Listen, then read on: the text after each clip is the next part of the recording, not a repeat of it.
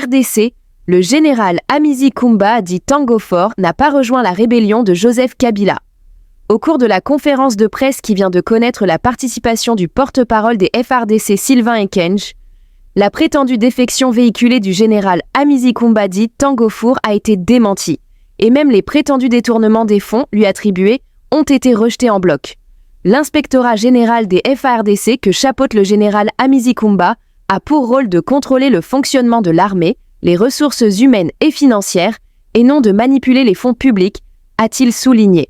Et de compléter, c'est faux, aucun officier swahiliphone n'est poursuivi pour raison de son appartenance ethnique, linguistique ou régionale. D'ailleurs, plusieurs officiers supérieurs sont swahiliphones. Le gouvernement congolais place la montée en puissance des forces armées de la République démocratique du Congo, FARDC, au cœur de sa stratégie de défense nationale. L'amélioration de la prise en charge des militaires et de leurs dépendants devient un pilier central de cette réforme ambitieuse. Le ministre de la Communication et des Médias, Patrick Muyaya, souligne ce mardi 3 mai 2025 que cette démarche vise à renforcer la cohésion, la motivation et l'efficacité des troupes dans un contexte marqué par des tensions sécuritaires persistantes à l'est du pays. Aux côtés du général Sylvain Ekenge, porte-parole des FARDC, Patrick Muyaya fait le point sur les avancées concrètes dans ce domaine. Il s'agit notamment de l'accès aux soins médicaux, de la scolarisation des enfants de militaires, de l'amélioration des conditions de logement, ainsi que de la reconnaissance et du soutien psychologique aux familles des soldats en mission. Nous ne pouvons pas prétendre bâtir une armée forte sans garantir un minimum de sécurité sociale à ceux qui risquent leur vie pour la patrie, déclare le ministre Muyaya, insistant sur le rôle crucial des officiers dans l'encadrement et la mobilisation du moral des troupes en cette période critique. Le général Ekenge, quant à lui, insiste sur la discipline, la rigueur et le patriotisme que doivent incarner les officiers, particulièrement en temps de crise. Il appelle à un engagement total, non seulement sur le terrain, mais aussi dans l'exemplarité au sein des casernes. Cette réforme globale s'inscrit dans la volonté du chef de l'État, Félix Tshisekedi, de redonner à l'armée congolaise sa dignité, son autorité et son efficacité. En soutenant les militaires dans leur quotidien, le gouvernement entend bâtir une défense résiliente, capable de protéger l'intégrité du territoire national. Depuis 2022, Tobima na embargo. Tolobara solo ana mingité, mais on a fait 18 ans. Namboko yo o armée kokaki sombata officiellement mundukité. Donc ce qui tolobi tout ça la liste, il y a ba victoire diplomatique autojui. Na président Félix Antoine Tshisekedi en tout cas, ba congolais faut ba mettre la maboko. Nakobaki saboye parce que pendant que tozo solo la awa, les conseils d'administration il y a Banque mondiale vient d'approuver un financement de 1 milliard de dollars pour Inga 3. Tobanda kobeta masolo a Inga Banda Kala. Il y a tout Robisiko Otokomi Lelo. Financement, conseil d'administration, il y a Banque mondiale, Baouti ko approuvé 1 milliard. Na phase à Liboso, Torotalana nous comment on va traiter ma population riveraine. Alors, Tovandaka, Batouba, Sala Makelele, a Kunamboka Ngobo et détournement Mbokango corruption, mais Bozomo Nandenge Tozo avancé. Ce qui gouvernance la biche Zaki Makasite. Ndeba avancé Oyo, Tozo Zango pété. Ndeko Jimmy Mukendi, il faut qu'on y ait l'air Tolobara changement des narratifs. L'air Tolobara Mbokezo changé. Que le président de la République, Premier ministre, un peu biso gouvernement, Tola la raté. Bah, résultat, les années Tinzete l'air écolaka. Et ça, la ramakele l'était.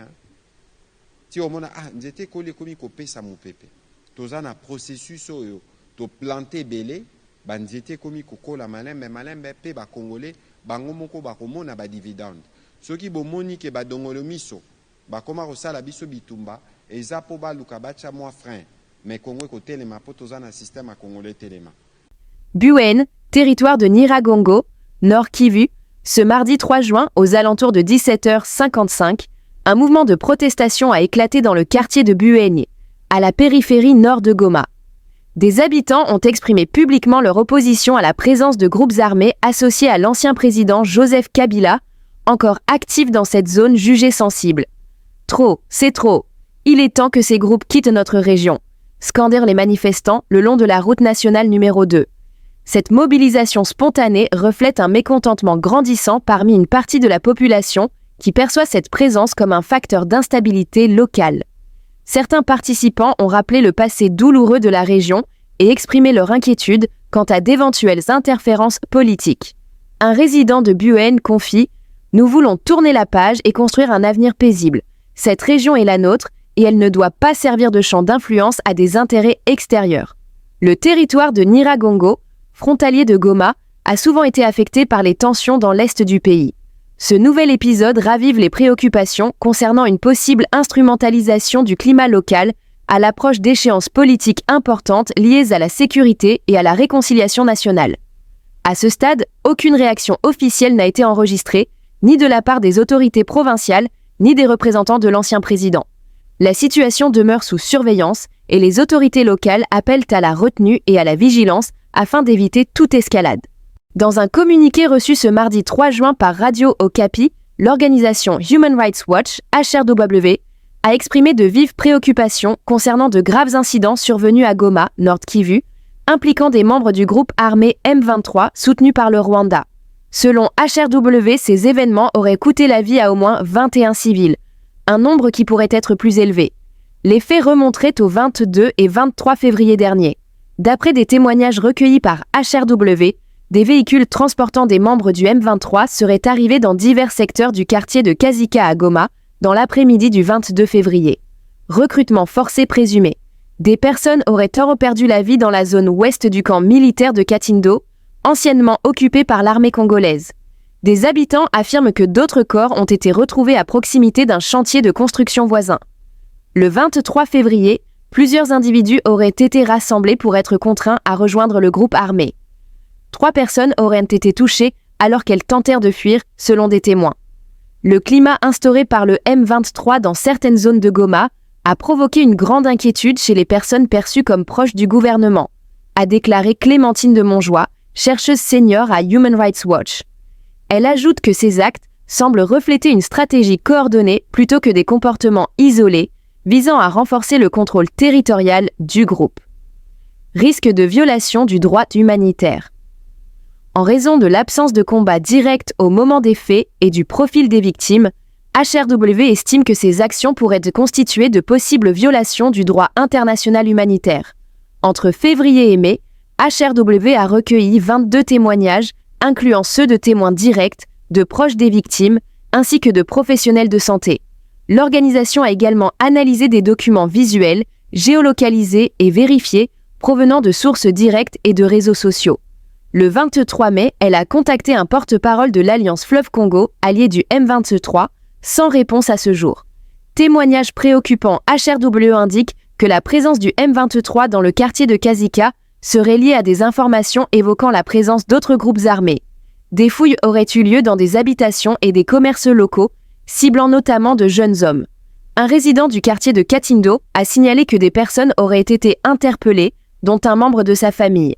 En 9 jours du démarrage de la 4e exposition économique et commerciale sino-africaine à Changsha en Chine, le gouvernement congolais, par l'entremise du ministre du Commerce extérieur, Julien Paluku Kahongya, consolide la mobilisation du secteur public et privé pour que la République démocratique du Congo, pays solution, puisse réaliser une très belle moisson. Ce mardi, avec les directeurs généraux de quelques entreprises et établissements publics et leurs experts, mais aussi les délégués de la présidence de la République, des différents ministères et du secteur privé, il a été question de peaufiner des stratégies concrètes et réalistes pour que la RDC puisse bien tirer profit de ces grands rendez-vous d'affaires à travers lesquels elle va exposer 47 produits dont les cafés, cacao, chocolat, piment, manioc, arachide, soja et autres produits. Plusieurs conférences seront au rendez-vous à marge de cette 4e exposition économique et commerciale sino-africaine, dont celle sur la production et le commerce de la médecine traditionnelle, la production et le commerce agricole, la fabrication et les commerces du textile et d'habillement, les commerces approfondis, les chaînes industrielles, mais également des rencontres B2B pour des produits d'exportation sélectionnés et le dialogue de PDG Chine-Afrique.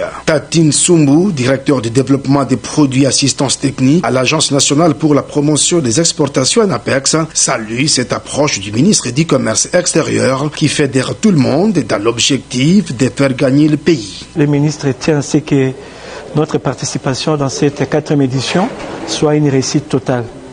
Comme jadis, en travaillant avec la douane chinoise, elle a pu valider 47 produits que nous allons exporter des produits bien emballés, bien empaquetés, produits de qualité. Et nous pensons que cette fois-ci, en présentant ces produits, nous reviendrons au Congo avec des marchés clairement définis. Les directeurs généraux de l'ASES et de la FICIN figurent parmi les mandataires publics qui ont pris part à cette réunion stratégique. Signalons que les gouverneurs de province, les producteurs et exportateurs feront partie de la délégation de la RDC.